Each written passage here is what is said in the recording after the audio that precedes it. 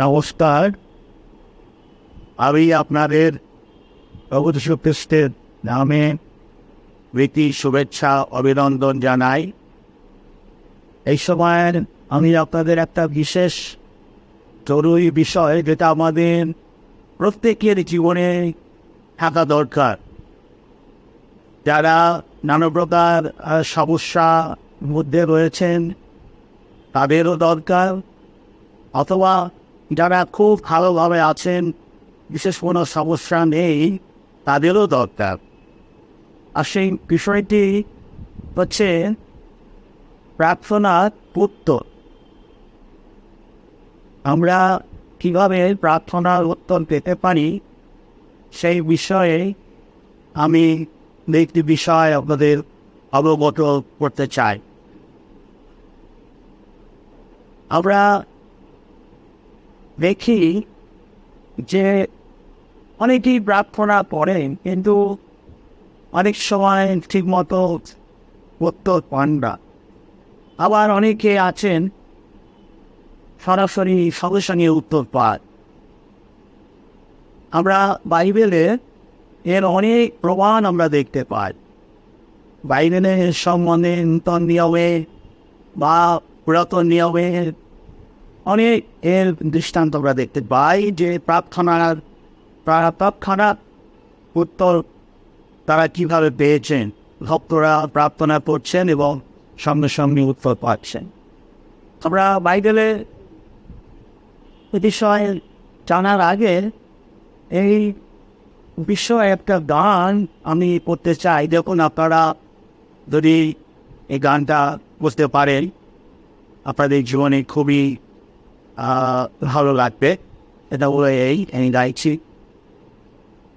তুমি ঈশ্বর, তুমি ঈশ্বর, তুমি ঈশ্বর, তুমি ঈশ্বর, তুমি ছিলে, তুমি আছো, থাকবে নিরন্তর। তুমি ছিলেন, তুমি আছো, থাকবে নিরন্তর। অন্বেষণ করে প্রভু যে তোমায় পায়, সে পায় পুরস্কার। অন্বেষণ করে প্রভু যে তোমায় পায়, সে পায় প্রার্থনার উত্তর। দয়া সাগর রুনি করুণারা কর, দয়া সাগর তুমি করুণারা কর। জয় হোক যিশু, জয় হোক তোমার। জয় হোক যিশু, জয় হোক তোমার। প্রার্থনার উত্তর দাও সত্তার। তুমি ঈশ্বর, তুমি ঈশ্বর, তুমি ঈশ্বর, তুমি ঈশ্বর। তুমি ছিলে, তুমি আছো, থাকবে নিরন্তর। হ্যাঁ, সত্যি আমরা প্রার্থনার উত্তর আমরা পেতে পারি। বাইবেলে আমরা এর অনেক প্রমাণ আমরা দেখেছি, অনেক উল্লেখ আছে। তার থেকে আমি কয়েকটি বিষয় আপনাদেরকে বলতে চাই।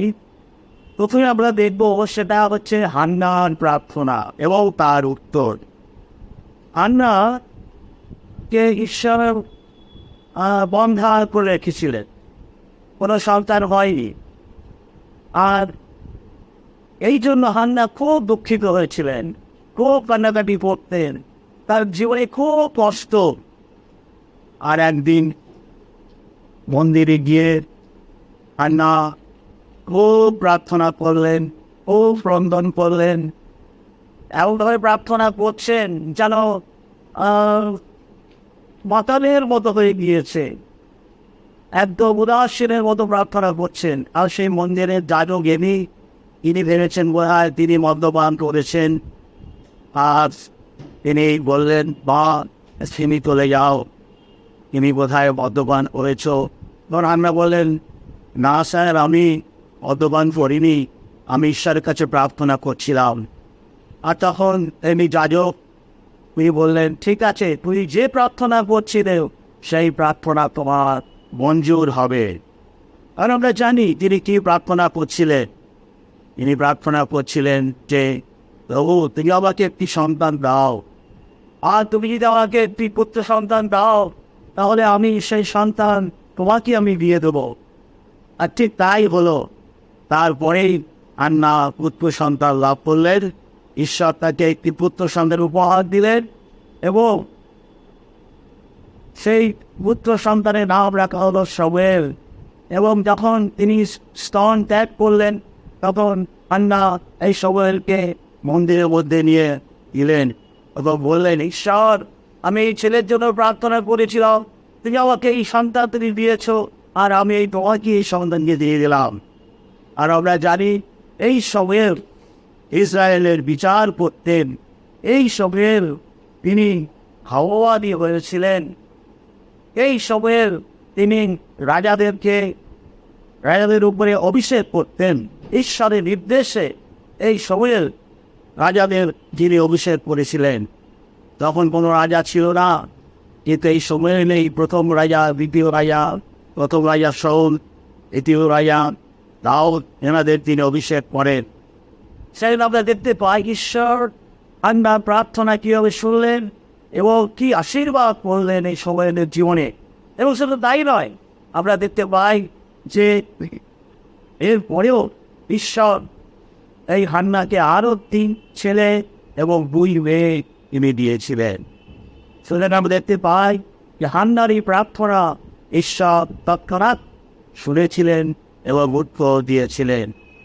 আমরা দ্বিতীয় যে প্রার্থনার উত্তরের বিষয় সেটা দেখব। হিজকীয়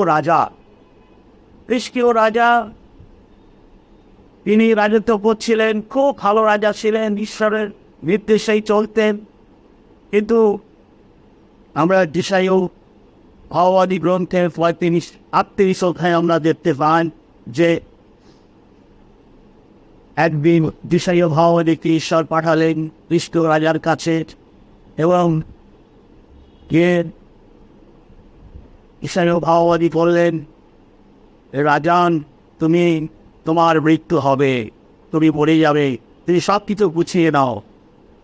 এই কথা শুনে হিজকীয় রাজা ভীষণভাবে ক্রন্দন করলেন, ঈশ্বরের কাছে প্রার্থনা করলেন যে ঈশ্বর, আমি তো তোমার ইচ্ছা অনুসারেই চলেছি, কিন্তু আমার উপরে এই অবস্থা কেন, আমি কেন মরে যাব?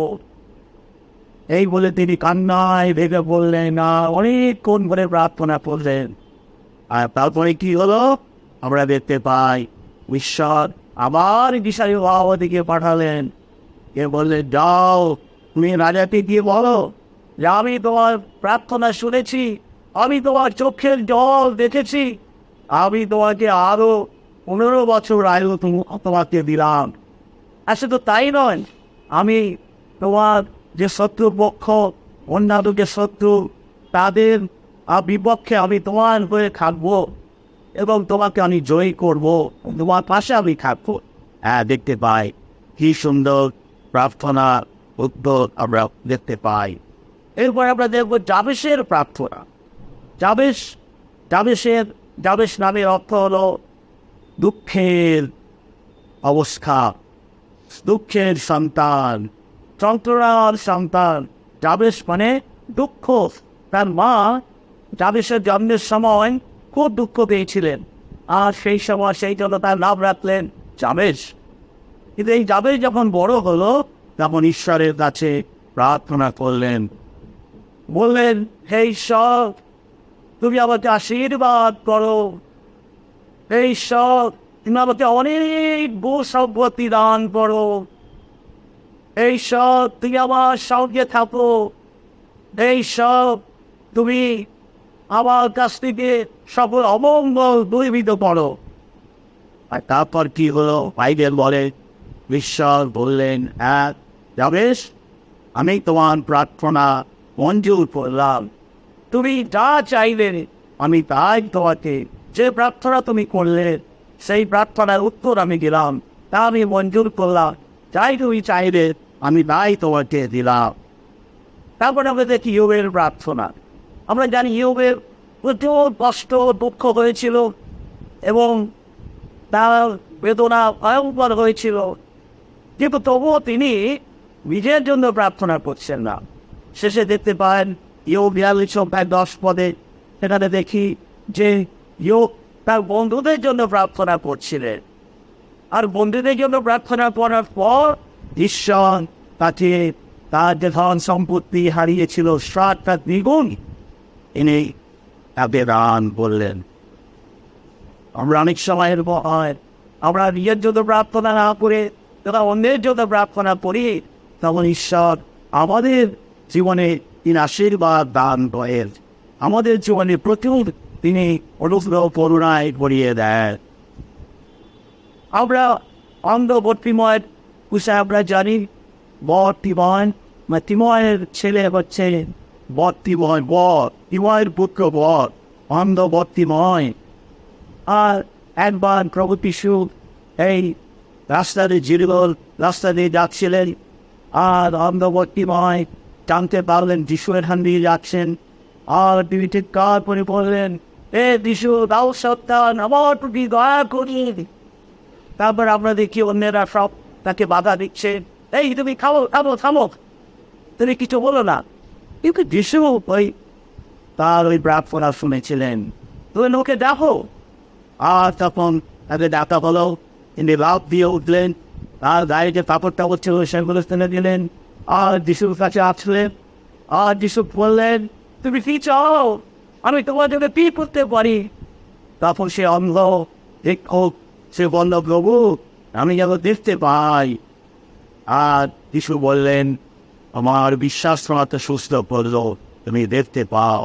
আর সঙ্গে সঙ্গেই সে দেখতে পেল, তার অন্ধত্ব ঘুচে গেল, আলো দেখতে পেল, আকাশ বাতাস জল মানুষ সব কিছু দেখতে পেল, তার জীবনে এক বিরাট আশীর্বাদ।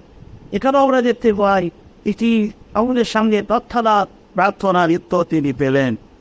আমরা কর্নেলীয়র জীবনে দেখি, কর্নেলীয় তিনি প্রার্থনা সব সময় করতেন, আর খানকে দূত আসলেন, আর কর্নেলীয় বললেন, প্রভু কি চান, আমি কি করতে পারি আপনার জন্য? আর সঙ্গে বুঝ বললেন, তোমার প্রার্থনা, তোমার দান উঠে সহনীয় রূপে গ্রাহ্য হয়েছে। তারপর তুমি ভিতরের কাছে যাও, লোক পাঠাও, ভিতর আসবে এবং তোমার বাড়িতে সভা হবে।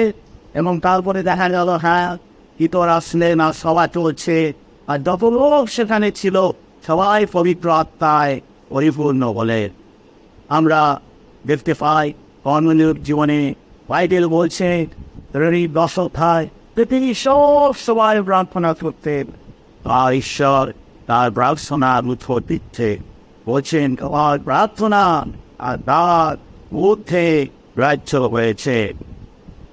আমরা আমাদের জীবনে ঈশ্বর এইভাবে আমাদের প্রার্থনা দুঃখ প্রায় যদি আমরা অন্তিমভাবে আমরা প্রভুকে ডাকি, এটা আমাদের অবস্থার পরিবর্তন করে। আর আমরা দেখতে পাই মাদার টেরেসার জীবনে তিনি অত্যন্ত খামিজা মহিলা ছিলেন এবং প্রার্থনা করতেন। একবার তার অনাথ আশ্রমে কিছু অভাব দেখা দিয়েছিল, আর সিস্টাররা বললেন, মাদার আজকে আমাদের এই ছেলে মেয়েদের জন্য রাতে পুরো খাবার পর নেই। মাদার বললেন, তোমরা প্রার্থনার ঘরে যাও, প্রার্থনা করো, পেয়ে যাবে। আর তারপরে প্রার্থনা হলো। আমি এই ঘটনাটা আমার এই বইয়ের উপদেশের উপবায়তে লিখেছি, আপনারা বইটা পেতে পারেন। এটি ICC-কে বুকশপ, যেটা পুষ্টি অঞ্চলী, ওখানে পেতে পারেন, বা সাহিত্য চন্দন নবায়ন ওখানেও পেতে পারেন। এইসব ঘটনা আছে, অনেক উপহার রয়েছে। তো মাদার টেরেসা যখন বললেন যে তোমরা প্রার্থনা করো আর প্রার্থনা করো, আর সঙ্গে সঙ্গে প্রার্থনা আমেন বলার সঙ্গে সঙ্গে একটা গাড়ি এসে হাজির হলো। একটা ব্রেকিস্তান হোটেল দেখে একটা গাড়ি এসেছে, প্রচুর খাবার নিয়ে বলা হলো যে আপনাদের এই কিছু খাবার আমাদের হোটেলের মালিক পাঠিয়েছে, আপনার শিশুদের জন্য, ছেলে মেয়েদের জন্য এই খাবার আপনার আনবি। তাহলে আমরা দেখি যে ঈশ্বর আমাদের প্রার্থনা কীভাবে উত্তর দেন। আমাদের প্রত্যেকের জীবনে এইরকম প্রার্থনা থাকা উচিত এবং ঈশ্বর এই প্রার্থনা আমাদের শোনেন এবং আমাদের জীবনে যা দুঃখ কষ্ট ব্যথা ঘটনা আর সব দূর হয়ে যায়, তার পরিবর্তে তিনি আমাদের আনন্দ শান্তি তিনি দান করেন। ঈশ্বর আমাদের সবাইকে আশীর্বাদ করি। নমস্কার।